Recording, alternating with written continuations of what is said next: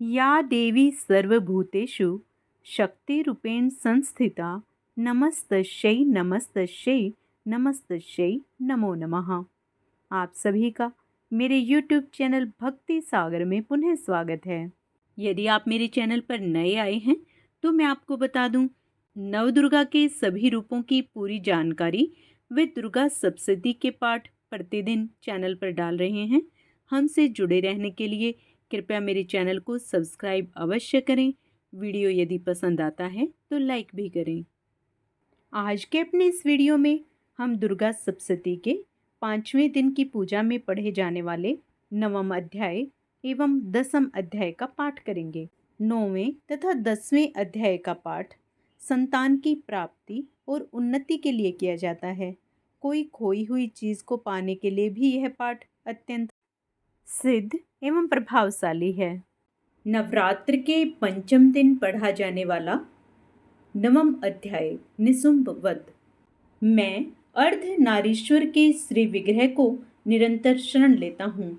उसका वर्ण बंदूक पुष्प और स्वर्ण के समान रक्त पीत मिश्रित है। वह अपनी भुजाओं में सुंदर अक्षमाला, पास, अंकुश और वरद मुद्रा धारण करता है।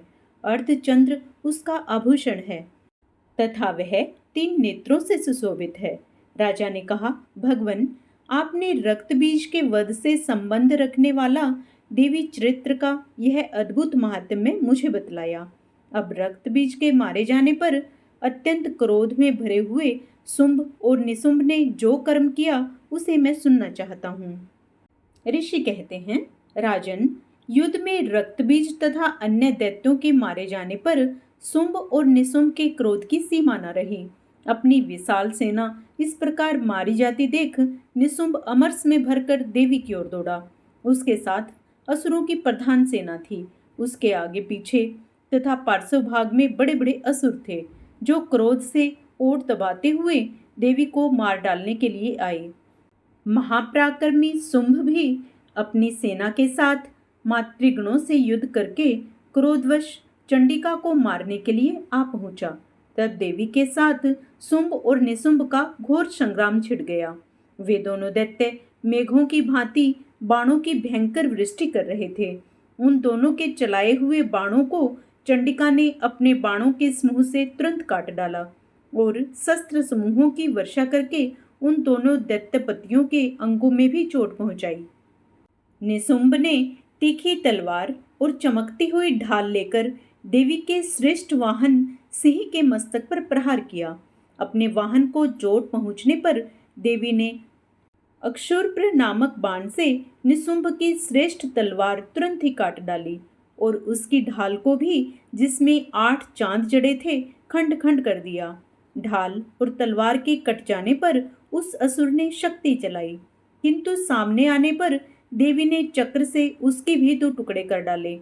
अब तो निशुंभ क्रोध में जल उठा और उस दानव ने देवी को मारने के लिए शूल चलाया, किंतु देवी ने समीप आने पर उसे भी मुक्के से मारकर चूर्ण कर दिया।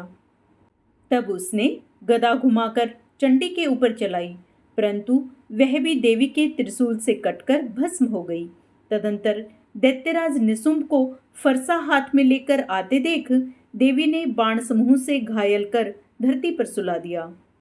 उस भयंकर पराक्रमी भाई निशुंभ के धराशायी हो जाने पर निशुंभ को बड़ा क्रोध हुआ और अंबिका का वध करने के लिए वह आगे बढ़ा।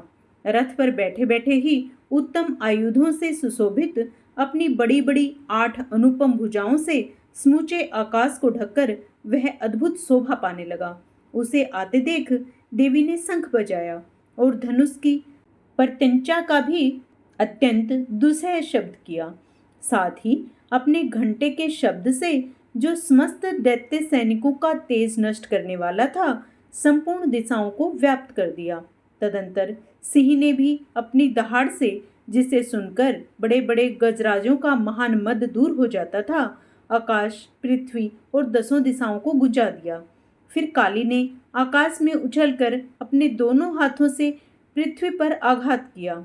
उससे ऐसा भयंकर शब्द हुआ जिससे पहले के सभी शब्द शांत हो गए। तत्पश्चात शिवदूती ने दैत्यों के लिए अमंगलजनक अट्टहास किया। इन शब्दों को सुनकर समस्त असुर थर्रा गए, किंतु शुंभ को बड़ा क्रोध हुआ। उस समय देवी ने जब शुंभ को लक्ष्य करके कहा, ओ दुरात्मा, खड़ा रह, खड़ा रह। तभी आकाश में खड़े हुए देवता बोल उठे, जय हो, जय हो। शुंभ ने वहां आकर ज्वालाओं से युक्त अत्यंत भयानक शक्ति चलाई।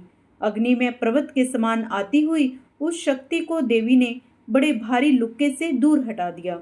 उस समय शुंभ के सिंहनाद से तीनों लोग गूंज उठे।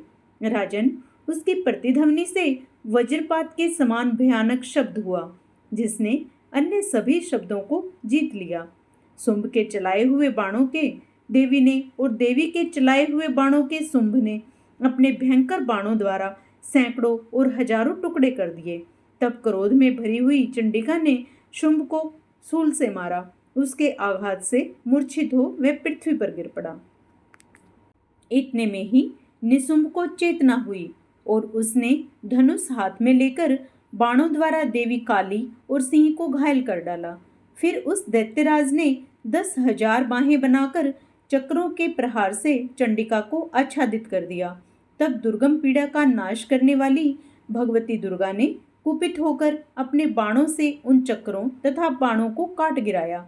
यह देखकर निशुंभ दैत्य सेना के साथ चंडिका का वध करने के लिए हाथ में गदा ले बड़े वेग से दौड़ा। उसके आते ही चंडी ने तीखी धार वाली तलवार से उसकी गदा को शीघ्र ही काट डाला। तब उसने शूल हाथ में ले लिया। देवताओं को पीड़ा देने वाले निशुंभ को शूल हाथ में लिए आते देख चंडिका ने वेग से चलाए हुए अपने शूल से उसकी छाती भेद डाली। शूल से विदीर्ण हो जाने पर उसकी छाती से एक दूसरा महाबली एवं महापराक्रमी पुरुष खड़ी रह कहता हुआ निकला। उस निकलते हुए पुरुष की बात सुनकर देवी ठठाकर हंस पड़ी और खड्ग से उन्होंने उसका मस्तक काट गिराया। फिर तो वह पृथ्वी पर गिर पड़ा। तदंतर सिंह अपनी दाढ़ों से असुरों की गर्दन कुचलकर खाने लगा। यह बड़ा भयंकर दृश्य था। उधर काली तथा शिवदूती ने भी अन्य दैत्यों का भक्षण आरंभ किया। कुमारी की शक्ति से विदीर्ण होकर कितने ही महादैत्य नष्ट हो गए। ब्रह्माणी के मंत्रपूत जल से निस्तेज होकर कितने ही भाग खड़े हुए। कितने ही दैत्य महेश्वरी के त्रिशूल से छिन्न भिन्न होकर धराशायी हो गए। वाराही के थुथुने के आघात से कितनों का पृथ्वी पर कुचुंबर निकल गया। वैष्णवी ने भी अपने चक्र से दानवों के टुकड़े टुकड़े कर डाले। इंद्री के हाथ से छुटे हुए वज्र से भी कितने ही प्राणों से हाथ धो बैठे। कुछ असुर नष्ट हो गए, कुछ उस महायुद्ध से भाग गए तथा कितने ही काली, शिवदूती तथा सिंह के ग्रास बन गए। 9वां अध्याय पूर्ण हुआ। अब हम 10वां अध्याय शुंभवध सुनेंगे। मैं मस्तक पर अर्धचंद्र धारण करने वाली शिव शक्ति स्वरूपा भगवती कामेश्वरी का हृदय में चिंतन करता हूँ। वे तपाए हुए स्वर्ण के समान सुंदर हैं। सूर्य, चंद्रमा और अग्नि, यही तीन उनके 3 नेत्र हैं तथा वे अपने मनोहर हाथों में धनुष, बाण, अंकुश, पास और शूल धारण किए हुए हैं। ऋषि कहते हैं, राजन, अपने प्राणों के समान प्यारे भाई निशुंभ को मारा गया देख तथा सारी सेना का संहार होता जान शुंभ ने कुपित होकर कहा, दुष्ट दुर्गे, तू बल के अभिमान में आकर झूठ मूठ का घमंड न दिखा। तू बड़ी मानिनी बनी हुई है, किंतु दूसरी स्त्रियों के बल का सहारा लेकर लड़ती है। देवी बोली, ओ दुष्ट, मैं अकेली ही हूँ। इस संसार में मेरे सिवा दूसरी कौन है? देख, ये मेरी ही विभूतियाँ हैं, अतः मुझ में ही प्रवेश कर रही हैं। तदंतर ब्रह्माणी आदि समस्त देवियां अंबिका देवी के शरीर में लीन हो गई। उस समय केवल अंबिका देवी ही रह गई। देवी बोली, मैं अपनी ऐश्वर्य शक्ति से अनेक रूपों में यहाँ उपस्थित हुई थी। उन सब रूपों को मैंने समेट लिया है। अब अकेली ही युद्ध में खड़ी हूँ, तू भी स्थिर हो जा। ऋषि कहते हैं, तदंतर देवी और शुंभ दोनों में सब देवताओं तथा दानवों के देखते देखते भयंकर युद्ध छिड़ गया। बाणों की वर्षा तथा तीखे शस्त्रों एवं दारुण अस्त्रों के प्रहार के कारण उन दोनों का युद्ध सब लोगों के लिए बड़ा भयानक प्रतीत हुआ। उस समय अंबिका देवी ने जो सैकड़ों दिव्य अस्त्र छोड़े, उन्हें दैत्यराज शुंभ ने उनके निवारक अस्त्रों द्वारा काट डाला।